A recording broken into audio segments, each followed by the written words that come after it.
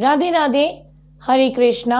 आज भगवत गीता के अध्याय 2 का 20वां श्लोक, जो कि इस प्रकार है।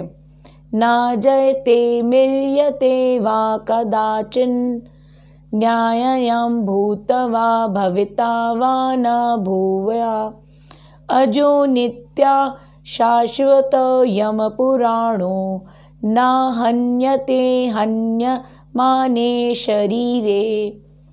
अर्थात आत्मा का ना तो कभी जन्म होता है, ना ही मृत्यु होती है, और ना ही आत्मा किसी काल में जन्म लेती है, और ना ही कभी मृत्यु को प्राप्त होती है। आत्मा अजन्मा, शाश्वत, अविनाशी और चिरंतन है। शरीर का विनाश होने पर भी इसका विनाश नहीं होता। तो कृष्ण अर्जुन को पूरी कोशिश से आत्मा के बारे में बताने का प्रयास पिछले श्लोकों से कर रहे हैं। कृष्ण और प्रयास करते हैं अर्जुन को समझाने की कि आत्मा और शरीर में क्या अंतर होता है। तो कृष्ण कहते हैं, ना जयते, वह जन्म नहीं लेती, ना मृयते, वह मरती भी नहीं है।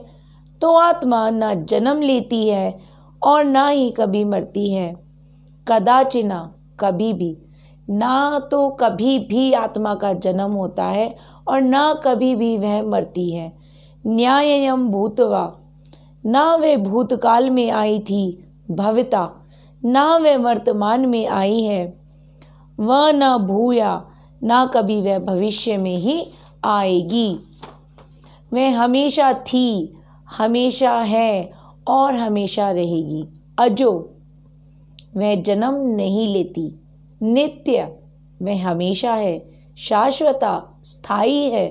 पुराणों, वह सबसे पुरानी है, सदियों से है। ना हन्यते हन्यमाने शरीरे, वह शरीर के मरने से भी नहीं मरती। हमारा जब शरीर मर जाता है, आत्मा तब भी जीवित रहती है।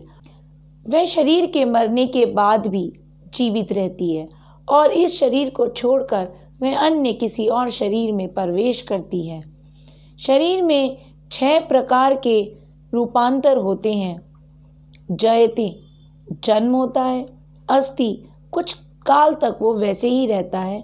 वर्धते, फिर बढ़ना शुरू करता है। विप्रणते, कुछ परिणाम उत्पन्न करता है। अपेक्ष्यते, धीरे धीरे क्षीण होने लगता है। विनश्यति, अंत में समाप्त हो जाता है या मर जाता है। किंतु आत्मा में ऐसे परिवर्तन नहीं होते।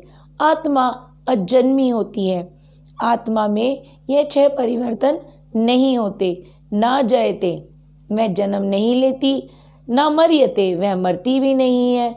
अजो, जन्म नहीं लेती। नित्य, वह हमेशा है, एटर्नल है। आत्मा कभी बड़ी नहीं होती, वह वैसी ही रहती है, उसमें कोई भी बदलाव नहीं आते। आत्मा को न भूख लगती है, आत्मा को न प्यास लगती है। आत्मा न बड़ी होती है न छोटी होती है, उसमें कोई भी रूपांतर नहीं होता, कोई बदलाव नहीं होता जिस प्रकार की शरीर में बदलाव होते हैं। आत्मा कभी किसी को जन्म नहीं दे सकती जिस प्रकार शरीर जन्म देता है। शरीर से कोई बालक या बालिका उत्पन्न होते हैं, उस प्रकार से आत्मा कभी किसी शिशु को जन्म नहीं दे पाती है। आत्मा बूढ़ी नहीं होती है। आत्मा तो स्वयं ही सबसे पुरानी है। पुराणों, इस श्लोक में कहा है आत्मा के लिए पुराणों, आत्मा सबसे पुरानी है। परंतु आत्मा हमेशा नई ही रहती है। तो यदि कोई व्यक्ति पूछे कि आत्मा दिखाई नहीं देती इसलिए आत्मा नहीं होती, परंतु ऐसा नहीं होता। कई सारी चीज़ें हैं जो हमें दिखाई नहीं देती परंतु वो होती हैं। जिस प्रकार हमारी बुद्धि, वो हमें दिखाई नहीं देती परंतु हमारी बुद्धि होती है ना, तो इसी प्रकार हमारी आत्मा भी होती है। वो हमें दिखाई नहीं देती परंतु होती है। आत्मा को महसूस किया जा सकता है। आत्मा वह है जो हमारे अंदर चेतना है, क्योंकि आत्मा का गुण चेतना होता है। तो हमारे शरीर में चेतना है, इसी से हमें ज्ञात होता है कि हमारे अंदर आत्मा है। जब आत्मा शरीर से निकल जाती है तो शरीर अचेत हो जाता है, उसमें चेतना नहीं रहती, वो अचेत हो जाता है, गिर जाता है, मर जाता है। इससे भी समझा जा सकता है कि जैसे बरसात के मौसम में जब बादल सूर्य को ढक लेते हैं तो सूर्य हमें दिखाई नहीं देता, परंतु सूर्य वहीं आसमान में होता है, हमें दिखाई नहीं देता। उसी प्रकार आत्मा हमारे शरीर में होती है परंतु वह हमें दिखाई नहीं देती है।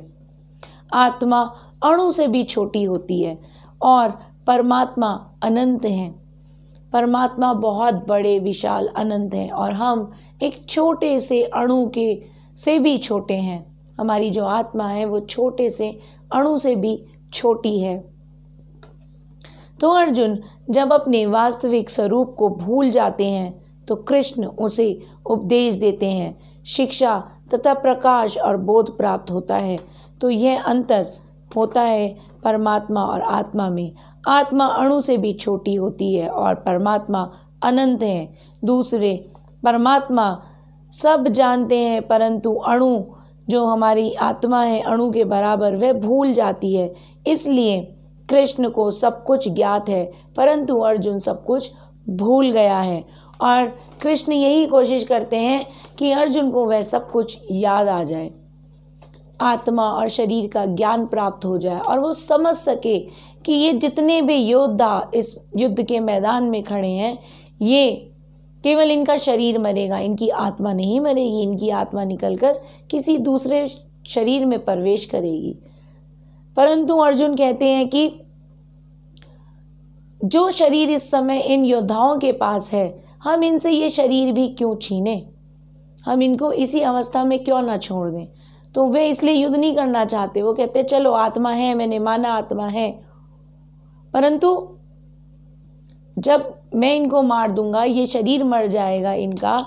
जैसे उदाहरण के लिए भीष्म पितामह को यदि मैं मार देता हूँ, भीष्म पितामह का शरीर मर जाएगा तो मैं उनसे वो शरीर ही क्यों छीनूं। ऐसा प्रश्न अर्जुन श्री कृष्ण से कहते हैं। तो श्री कृष्ण कहते हैं कोई बात नहीं, अभी मेरे पास 10 और श्लोक हैं जिन श्लोकों के माध्यम से मैं तुम्हें आगे इस पूरे ज्ञान को समझाऊंगा और जब तुम्हारी समझ में आ जाएगा तो तुम खड़े होगे और युद्ध करोगे। तो श्री कृष्ण आगे के 10 श्लोकों में जो कि 21 से 30वें श्लोक तक अर्जुन को और प्रयास के साथ समझाने की कोशिश करते हैं आत्मा और शरीर के ज्ञान को। और श्री कृष्ण इस ज्ञान को न केवल अर्जुन को समझा रहे हैं परंतु अर्जुन के माध्यम से हमें ही समझा रहे हैं। तो इसी के साथ राधे राधे, हरे कृष्ण, हरि बोल।